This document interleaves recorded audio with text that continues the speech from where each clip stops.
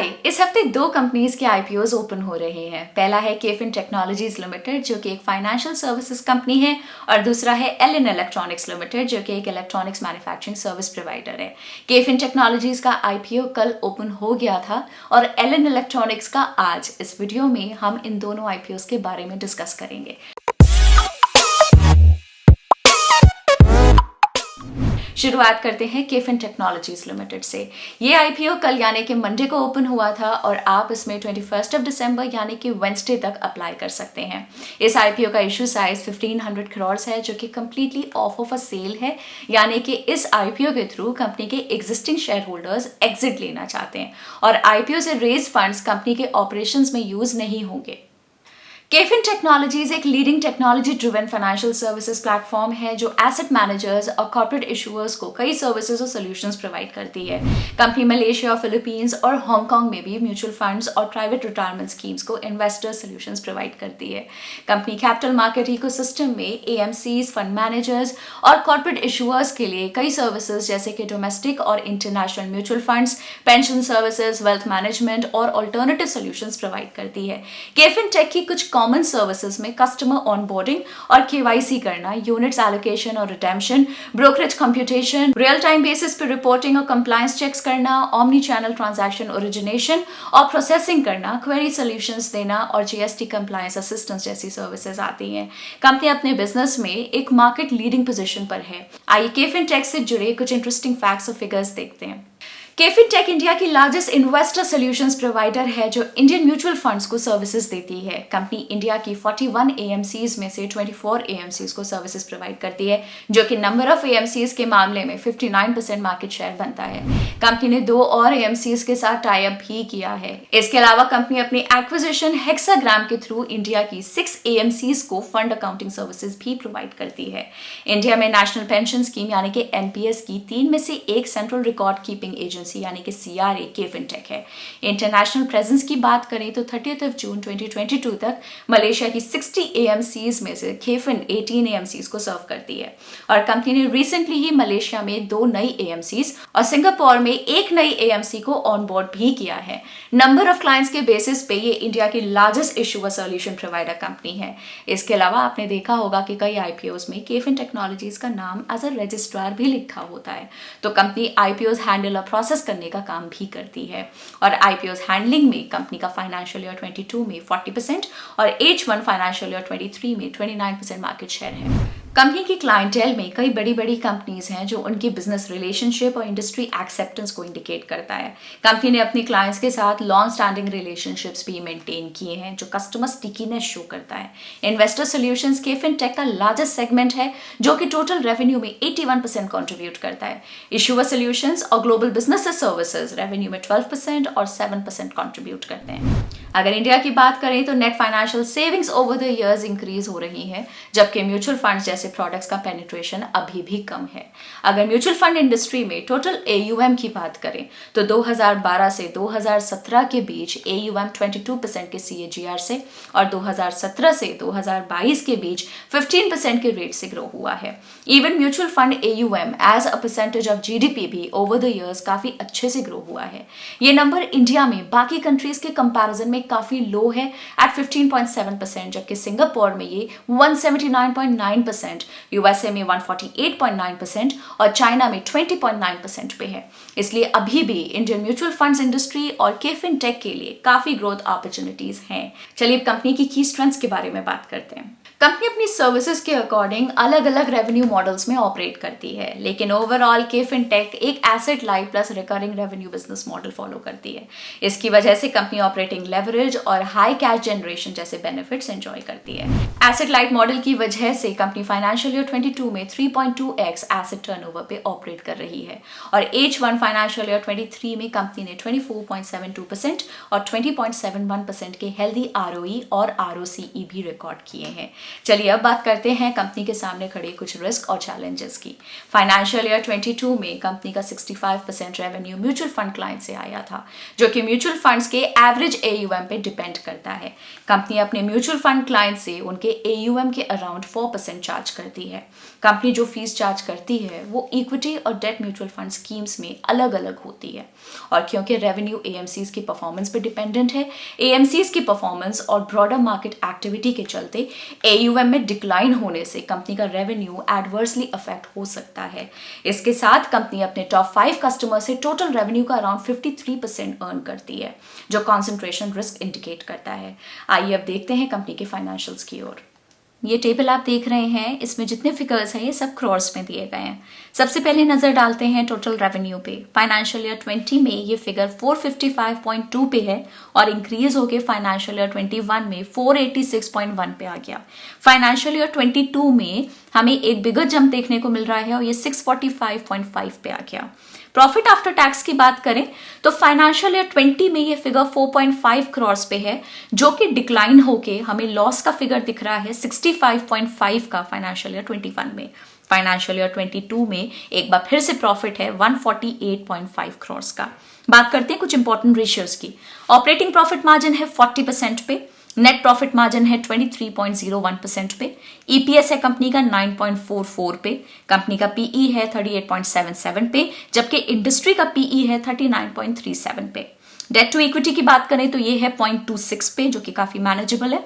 ROE की बात करें तो 24.72% पे है, आरओसीई 20.71% पे है, 3 ईयर सेल्स सीएजीआर है 57.66% पे और 3 ईयर प्रॉफिट सीएजीआर है 155.53% पे। अब बात करते हैं कंपनी के आईपीओ डिटेल्स के बारे में। इस आईपीओ की ओपनिंग डेट है 19 दिसंबर 2022 और इसकी क्लोजिंग डेट है 21 दिसंबर 2022।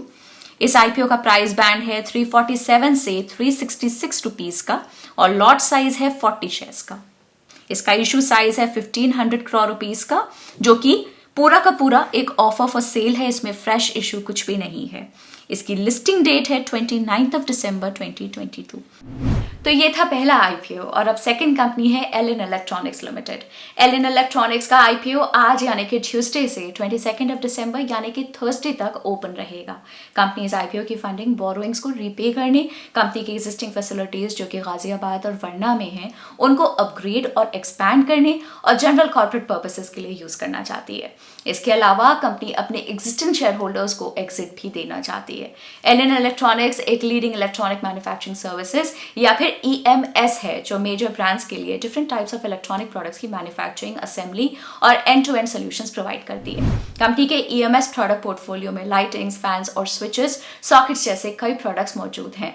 इसके अलावा स्मॉल अप्लायंसेस जैसे कि dry and steam iron, toasters, hand blenders और फ्रैक्शनल हॉर्स पावर मोटर्स जो कि मिक्सर, ग्राइंडर, एयर कंडीशनर जैसे अप्लायंसेस में यूज होते हैं, ये प्रोडक्ट्स भी उनके पोर्टफोलियो में इंक्लूडेड हैं। ईएमएस ऑफरिंग के अलावा Elin Electronics medical diagnostic cartridges manufacture करती है जो डायग्नोस्टिक डिवाइसेस में यूज होते हैं। इसके अलावा कंपनी प्लास्टिक, मोल्डेड और sheet metal parts and components भी बनाती है जो ऑटो एंसिलरी या कंज्यूमर ड्यूरेबल्स मार्केट में यूज होते हैं। कंपनी इंडिया की largest fractional horse power Motors manufacturers में से एक है। कंपनी अपनी इंडस्ट्री में 12% मार्केट शेयर के साथ लार्जेस्ट प्लेयर है। एलिन इलेक्ट्रॉनिक्स एलईडी लाइटिंग और फ्लैश लाइट की प्लेयर है with EMS market share of 7% in financial year 21। इसके अलावा 10.7% के ईएमएस मार्केट शेयर के साथ कंपनी स्मॉल अप्लायंसेस वर्टिकल में भी एक की प्लेयर है। कंपनी ओरिजिनल इक्विपमेंट मैन्युफैक्चर यानी कि ओईएम और ओरिजिनल डिजाइन मैन्युफैक्चर यानी कि ओडीएम दोनों ही बिजनेस मॉडल्स के अंडर ऑपरेट करती है। ओईएम मॉडल में ये अपने कस्टमर्स की डेवलप की हुई डिजाइन के अनुसार प्रोडक्ट मैन्युफैक्चर और सप्लाई करते हैं और ओडीएम मॉडल में मैन्युफैक्चरिंग के साथ साथ प्रोडक्ट को कॉन्सेप्चुलाइज और डिजाइन करके प्रोडक्ट को मार्केट करने का काम भी कंपनी खुद ही करती है। Leading international and national consumer electronics brands जैसे कि Eveready, Philips, Bosch, Panasonic, Usha, Havells, IFB etcetera company के कस्टमर्स हैं। अगर रेवेन्यू ब्रेकअप की बात करें तो ईएमएस सेगमेंट एलिन इलेक्ट्रॉनिक्स की सेगमेंट है जो कि टोटल रेवेन्यू में 82% कंट्रीब्यूट करता है।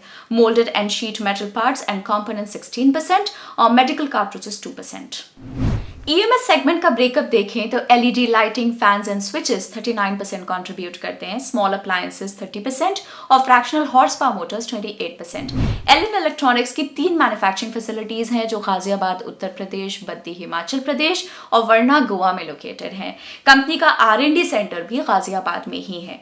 अगर इंडियन ईएमएस मार्केट को देखें तो फाइनेंशियल ईयर 21 तक टोटल मार्केट साइज या टोटल एड्रेसेबल मार्केट यानी कि TAM 2654 बिलियन रुपीस था, जिसमें से इंडियन ईएमएस कंपनीज का 40% कंट्रीब्यूशन है। आने वाले 5 सालों में यानी कि फाइनेंशियल ईयर 26 तक ईएमएस मार्केट 30.3% CAGR से ग्रो होगी और वहीं इंडियन कंपनीज का कंट्रीब्यूशन 41.1% के इंप्रेसिव रेट से ग्रो होगा। इंडिया के ईएमएस मार्केट का ब्रेकअप देखें तो फाइनेंशियल ईयर 21 में 80% OEMs और 20% ODMs का शेयर है। मोस्ट ब्रांड्स ईएमएस में OEM प्रेफर करते हैं, लेकिन कुछ टाइम से ODM मॉडल भी ट्रैक्शन गेन कर रहा है। फाइनेंशियल ईयर 21 से फाइनेंशियल ईयर 26 के बीच ईएमएस मार्केट में OEM सेगमेंट 40.5% से और ODM सेगमेंट 43.3% के CAGR से ग्रो हो सकता है। चलिए अब कंपनी की की स्ट्रेंथ्स के बारे में बात करते हैं। ईएमएस मार्केट में एलिन इलेक्ट्रॉनिक्स की अच्छी ब्रांड पोजीशनिंग है और सभी सेगमेंट्स के मार्केट लीडर्स कंपनी के कस्टमर्स हैं। मार्की कस्टमर्स के साथ कंपनी की लॉन्ग टर्म रिलेशनशिप्स भी हैं। As on 30th of September 2022 top 20 customers में से 11 कस्टमर्स को कंपनी 10+ ईयर्स से सर्व कर रही है और 16 कस्टमर्स को 5+ ईयर्स से। एलिन इलेक्ट्रॉनिक्स की एक और स्ट्रेंथ है उनका diversified product and service portfolio, जो कि उनके बिजनेस रिस्क को रिड्यूस करता है। कंपनी ने अपनी मैन्युफैक्चरिंग में बैकवर्ड इंटीग्रेशन एस्टैब्लिश किया है। उनके पास कंपोनेंट्स और सब असेंबलीज की इन हाउस मैन्युफैक्चरिंग बैंडविड्थ है, जो कंपनी के सभी वर्टिकल्स को सपोर्ट करती है। चलिए अब बात करते हैं कंपनी के सामने खड़े कुछ रिस्क और चैलेंजेस की। कंपनी का बिजनेस बहुत कॉन्सेंट्रेटेड कस्टमर्स से आता है, जो कि कंपनी के लिए एक रिस्क है। फाइनेंशियल ईयर 22 में कंपनी के टोटल रेवेन्यू में टॉप 5 कस्टमर्स ने 63.2% और टॉप 10 कस्टमर्स ने 77.14% कंट्रीब्यूट किया है। टॉप कस्टमर्स पे ये डिपेंडेंस ओवर द ईयर्स कम नहीं हुई है, जो कि कंपनी के बिजनेस का नेचर इंडिकेट करता है। चलिए अब नजर डालते हैं कंपनी के फाइनेंशियल्स पे। इस टेबल में फिर से एक बार सारे फिगर्स क्रॉर्स में दिए गए हैं। सबसे पहले बात करेंगे टोटल रेवेन्यू की। फाइनेंशियल ईयर 20 में ये 786.3 करोड़ से बढ़ के फाइनेंशियल ईयर 21 में 864.9 करोड़ पे आ गया और फर्दर इंक्रीज होके 1094.6 करोड़ पे आ गया फाइनेंशियल ईयर 22 में। बात करते हैं प्रॉफिट आफ्टर टैक्स की। 27.4 करोड़ से बढ़ के 34.8 करोड़ पे फाइनेंशियल ईयर 21 में और फाइनेंशियल ईयर 22 में फिर से इंक्रीज होके 39.1 करोड़ पे। अब बात करते हैं कुछ इंपॉर्टेंट रेशियोज की। ऑपरेटिंग प्रॉफिट मार्जिन है 6% पे, नेट प्रॉफिट मार्जिन है 3.57% पे, ईपीएस है कंपनी का 9.59, कंपनी का पीई रेशियो है 25.76 का, जबकि इंडस्ट्री का पीई है 101.63 का। डेट टू इक्विटी की बात करें तो ये है 0.32 पे, आरओई की बात करें तो 13.85% पे है, आरओसीई 15.82% पे, 3 ईयर सेल्स CAGR 9.68% पे और 3 ईयर प्रॉफिट CAGR 10.47% पे। अब एक बार नजर डालते हैं कंपनी के आईपीओ डिटेल्स पे। इस आईपीओ की ओपनिंग डेट है 20th of December 2022 और इसकी क्लोजिंग डेट है 22nd of December 2022।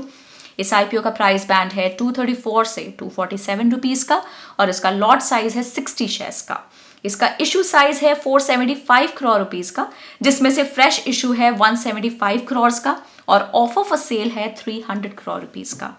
यह आईपीओ लिस्ट हो रहा है 30th of December 2022 को।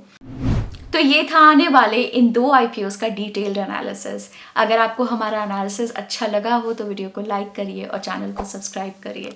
हम आपको ये रिमाइंड करवा दें कि ये वीडियो सिर्फ एजुकेशनल पर्पस के लिए है और किसी भी तरह की कोई बाय और सेल रिकमेंडेशन नहीं है। क्या आपको पता है ग्रो के इंस्टाग्राम और फेसबुक हैंडल्स पे भी हम स्टॉक मार्केट और इन्वेस्टिंग से रिलेटेड ढेर सारा इंटरेस्टिंग कॉन्टेंट पोस्ट करते हैं।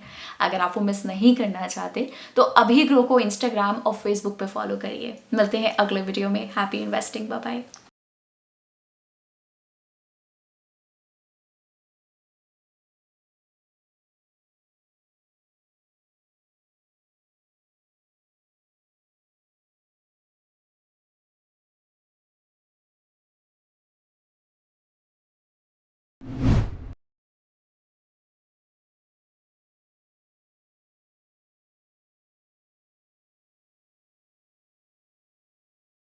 Investment in securities market are subject to market risks. Read all the related documents carefully before investing. Please read the risk disclosure documents carefully before investing in equity shares, derivatives, mutual fund, and or other instruments traded on the stock exchanges.